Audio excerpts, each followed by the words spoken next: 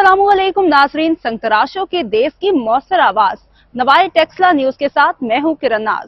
चलते हैं आज की अहम खबरों की तरफ। खबर शामिल करते हैं टेक्सला से।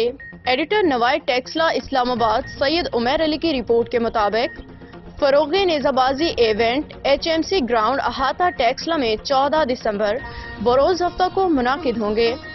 फरोग नेजाबाजी इवेंट की मेजबानी के फराइज हाजी इब्रार दिलदार खान और ख्वाजा हमजा हयात खान अदा करेंगे।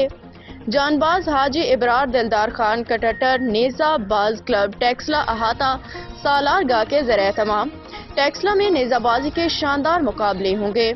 मुकाबलों में पाकिस्तान के तुलो अर्ज से मायानाज घुड़सवार हिस्सा ले रहे हैं।